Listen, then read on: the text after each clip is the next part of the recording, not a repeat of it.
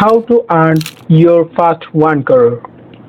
আপনি কিভাবে আপনার প্রথম 1 কোটি টাকা উপার্জন করবেন আপনি কি জানেন? আমিও জানি না। বাট আজকে আমরা এই পডকাস্ট দেখব। এই পডকাস্ট আমি দেখব আরো আগে থেকেই চিন্তা করেছি, বাট আমি লং কন্টেন্ট এখন আর কনজিউম করতে পারছি না, যার ফলে আজকে আপনাদের সাথে নিয়ে দেখব। দেন একটা নোটপ্যাড নিয়ে নিয়েছি, এখানে নোট করব আর ফাইনাল রেজাল্ট আপনাদের সাথেও শেয়ার করব। দেন আপনারাও কোটিপতি হয়ে যেতে পারবেন। তাহলে স্টে টিউন, আপনারাও কোটিপতি হওয়ার জার্নিতে আমার সাথে থাকুন, আপনারাও কোটিপতি হতে পারবেন। টিপসগুলো আপনাদেরও শেয়ার করে দিব। Thank you. Enjoy the time lapse video. Finally 1 ঘন্টা 30 মিনিটের পডকাস্ট শেষ করলাম। আসলে জার্নিটা মোটামুটি কষ্টকরই ছিল। বোরিং জিনিস দেখা একটু কষ্টকর। অবশ্য যাই হোক, এখান থেকে আমি কিছু লেসন নিয়েছি যেগুলো আপনাদের সাথে শেয়ার করব।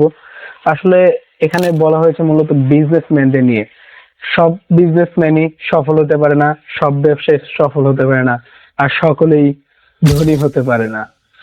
আপনি যদি ধনীদের টাকা সবার ভিতরে দিয়ে দেন, তাহলে দেখবেন 90 দিনের ভিতরে যার টাকা তার কাছে চলে আসবে, মানে ধনীদের টাকা ধনীদের কাছে চলে আসবে।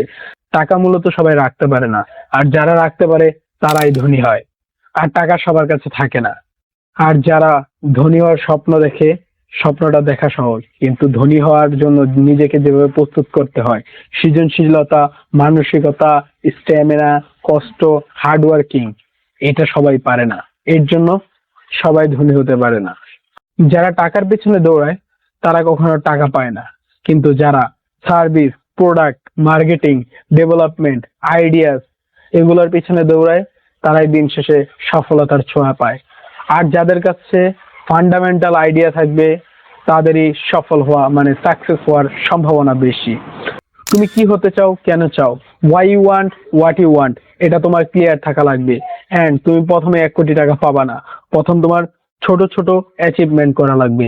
1 লক্ষ টাকা, 2 লক্ষ টাকা, 5 লক্ষ টাকা, দেন তুমি 1 কোটি টাকার ছোঁয়া পাবে।